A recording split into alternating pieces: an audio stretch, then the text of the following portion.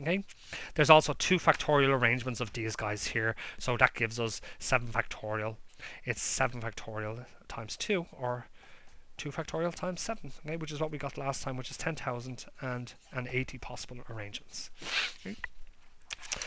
Let's have a look at another example. Okay, let's say we have the letters. Okay, let's say an example. Okay, an example.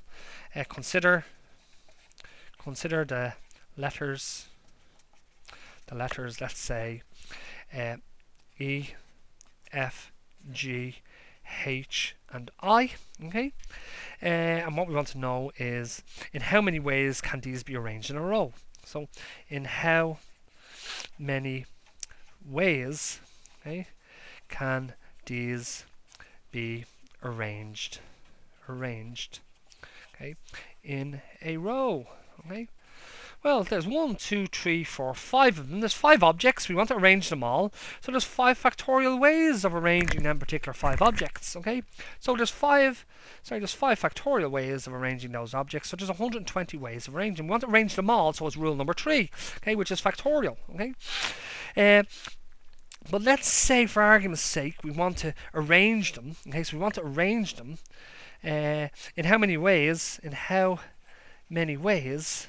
Okay, can we arrange these?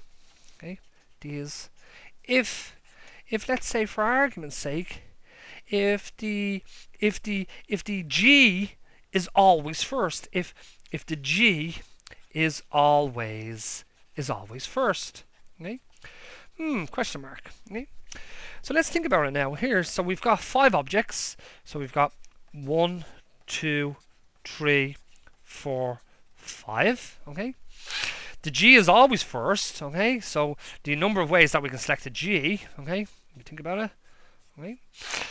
The number of ways that we can select a G is there's only one way to select a G. Okay, so the G is always going to be first. Okay, so then the rest of the objects, okay, which is 4 objects left, okay, which is the E, the F, the H, and the I. Okay, well, the next thing can be arranged. Well, they can all be arranged. They can all be arranged in 4 factorial ways, which is you have 4 choices for the first, 3 for the second, 2 for the third, and 1 for the fourth, which is 4 factorial ways. So in total, irrespective of if the G is always first, okay, well that G gets prepended onto those 4 factorial ways, which doesn't actually change it. So actually, the answer is 4 factorial. Okay, and 4 factorial in this particular case here is 4 factorial is going to be 24. It's equal to 24 ways that we can arrange those particular letters. Yeah. What about we just change things up a little bit? Okay, let me get some more paper here. Okay. Let's say, for argument's sake, that we change it up a little bit, and we want to know in how many ways if the vowels are always first and last. Okay, so once again, our objects, okay, the objects that we have is, what did I say? The example was consider the letters. What did I say? E, F, G, H, and I. Okay. How many ways can we arrange them? How many ways can we arrange them? If the vowels, okay, are always first and last. Okay. Now let's think about it. So we have to have a vowel here, and we have to have a vowel down here. Okay. Now it just happens in this particular case that we've got 1, 2. We've got 2 vowels. Okay. So we've got 2 vowels there. Okay.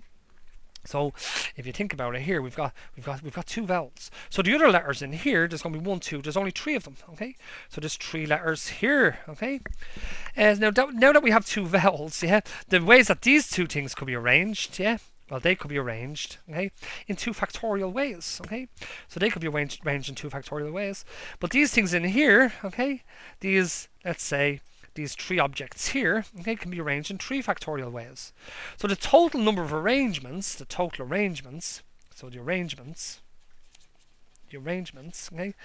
is going to be equal to, we've got 2 ways to choose this one here, okay, Okay? We've got 3 ways to choose this, 2 ways for this, 1 way for that. And because we've already chosen the vowel over here, we've got 1 way to choose this vowel here.